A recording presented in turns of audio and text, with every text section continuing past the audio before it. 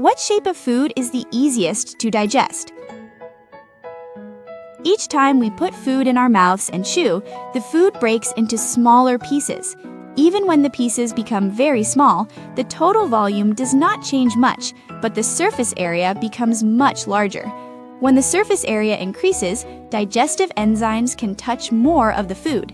As a result, digestion happens faster. That is why chewing well becomes the starting line of digestion. However, sometimes, even after chewing well, digestion still feels slow. For food to digest well, one more condition is needed. Food must not only break into small pieces on the outside, but digestive juices must also soak into the inside.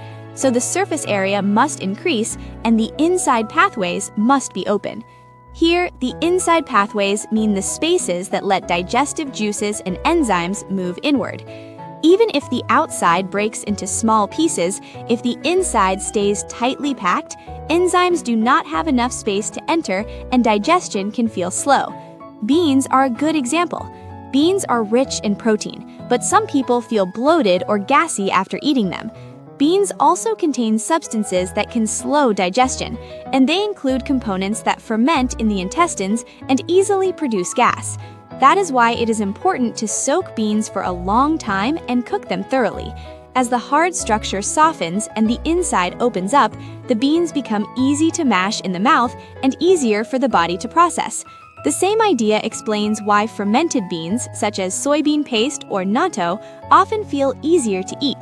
Microorganisms break proteins and sugars into smaller pieces in advance, so our bodies have less work to do during digestion. Tofu breaks apart softly for the same reason.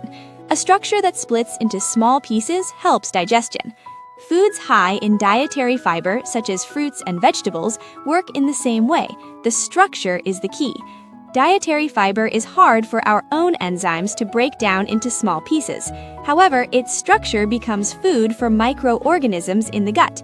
Many microorganisms live together in our intestines. We call this community the microbiome. The enzymes they produce and the fermentation process they carry out take part in digestion. In the end, the key point here is whether food is broken into small pieces and whether pathways are open for substances to soak in. Eggs are a good example of how cooking alone can greatly change structure. Proteins are folded like tangled threads. When heat is applied, they unfold, and enzymes can reach them more easily. However, if heating continues, the unfolded proteins stick to one another and become firmer. Because of this, the feeling of digestion inside the body can change depending on how much the food is cooked. It is understandable that many people feel porridge is easy to digest. However, it is difficult to say that porridge is always the form that digests best. When the chewing process decreases, the increase in surface area created in the mouth becomes smaller. In some cases, food that remains in a more liquid state can even change the rhythm of digestion. In the end, a good shape is not fixed as a single form. It depends on the combination of the body's condition and the structure of the food. Fried foods, foods made with flour, and even coffee can make the stomach sensitive for some people. In these cases, the cause usually appears as a difference in how the body processes that structure. A good shape usually has two features. It breaks into small pieces, and it has open paths that allow fluids to soak inward.